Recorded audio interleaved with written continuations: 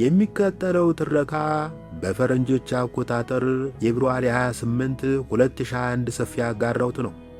ያኔ ጦርነት የተጧጧፈበት ወቅት የተጻፈ ቢሆንም ዛሬም ትርጉም ይኖረዋል ብዬ በድጋሚ አምጥቼዋለሁ። ስለ ትግራይ ሲነሳ ብዙ ነገር ይነሳል። እኔ ችዋዳሪ ስለሆንሁ መጀመሪያ የማስታውሰው የሦስት ሰዎችን ነው። አለቃ ተወልደ መድህን፣ ዶክተር ፍስሐ ወልደ ጊዮርጊስ፣ ገብረ ሕይወት ባይከዳኝና ስብሐት ገብረ እግዚአብሔር ከትግራይ ምድር የተሰጡን የኢትዮጵያ ገጸ በረከቶች ናቸው።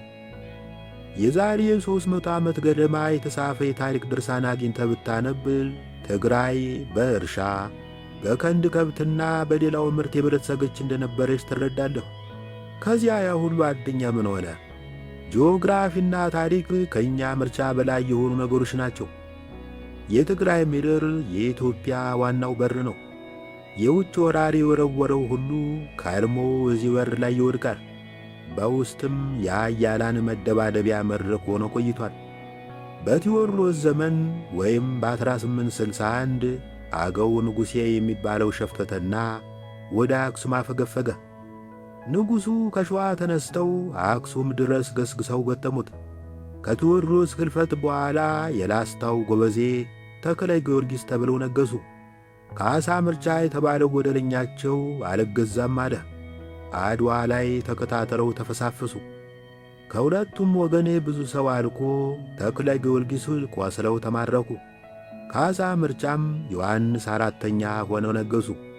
ዮሐንስ ሞተው አጼ ምኒልክ ሲነግሱ እነ መንጌ ያሻፈረኝ አሉ።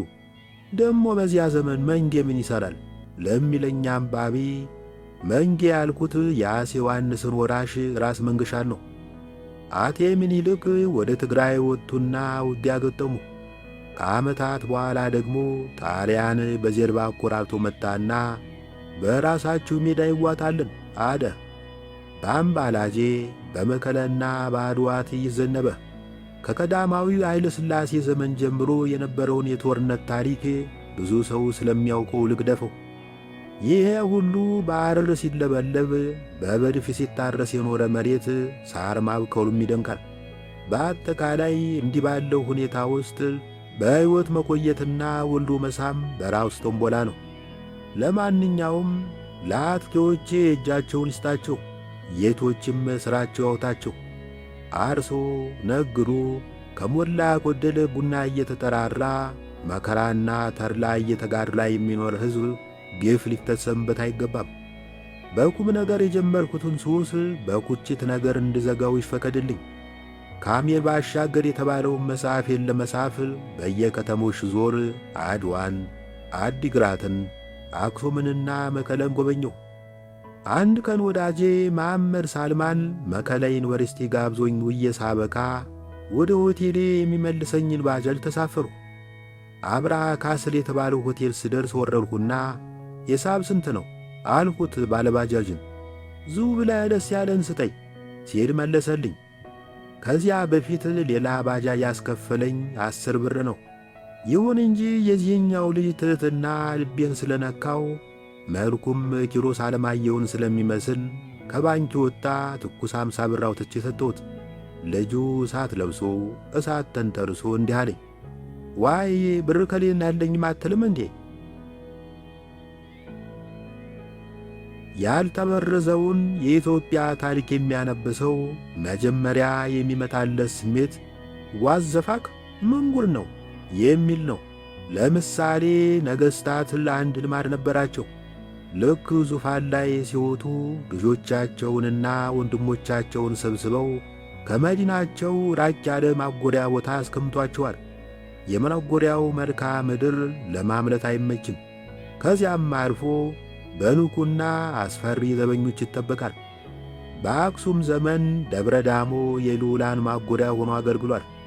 የሸዋ ነገሥታት በተራቸው ሲገዙ ለዚህ ተግባር የመረጡት ቦታ ወሎ ዛሬ ግሸን ማርያም ትገኝበትን አምባ ነበር። የጎንደር ነገሥታት በበኩላቸው ዘመዶቻቸውን ወህኒ ወደ ተባለ ስፍራ ማጋዝ ጀመሩ። ወህኒ ቤት የሚለውን ቃል የወረስነው ከዚህ ስፍራ ነው። ወህኒ በመሠረቱ የፖለቲካ እስር ቤት ሲሆን የመጀመሪያው ፖለቲካ ወንጀል ከንጉሥ መወለድ ነበር።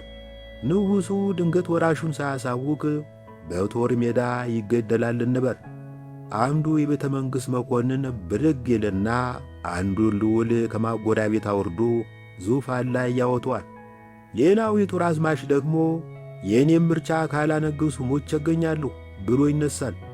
በአንጋሾች መካከል የሚደረገው ፉክክር መዲናይቱን በአንዴ ወደ ፍርስራሽና የአስከሬን ክምር ይቀይራታል።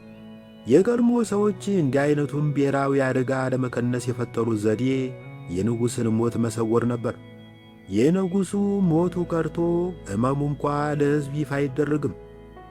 በዘመነ መሳፍንት ጊዜ የኤጁ ራስ አሊ ሲሞት አንድ አሳባኪ ወይም የዘመኑ ፓፓራዚ ወሬውን አሾለከው። ወዲያው የረጋ አገር መላወስ ጀመረ። ጉዳዩ ያሳስባት አንዲት አልካሽ እንዲህ ብላ ገጠመች። እሻ ነው እንጂ የእስራኤልን ሞት እንዲህ አልቅሰው አሊን ለምን ከበሩት? እሻ ማለት ዝም በሉ ሰጥ በሉ ማለት ነው። በዘመኑ የንጉሥ ወገን ነን የሚሉ ሰዎች ዘራቸውን ከሰለሞን ስለሚመዙ እስራኤል በሚል የወል ስም ይታወቃሉ። በግጥሙ መስመር ላይ ያለው ኅብረ ቃል እንዲህ አልክሰው የሚል ነው። ሰሙ እንዲሁ አልክሰው ሲሆን ወርቁ ሰው እንዲተላለቅ የሚል ትርጉም አለው። በአጭሩ አልካሽቱ ሕዝብ እንዳይተላለቅ የንጉሥ ሞት ይደበቅ ማለት ነው የፈለገችው። ከጥንት እስከ ዛሬ አገረ መንግሥታችን የሚቆመው በአንድ ሰው ትከሻ ላይ ነው። መሪ ሲታመም አገር ይታመማል። መሪ ሲሞትል አገር በጥቂቱ ይሞታል። ይህንን መለወጥ የሚቻለው እንዴት ነው?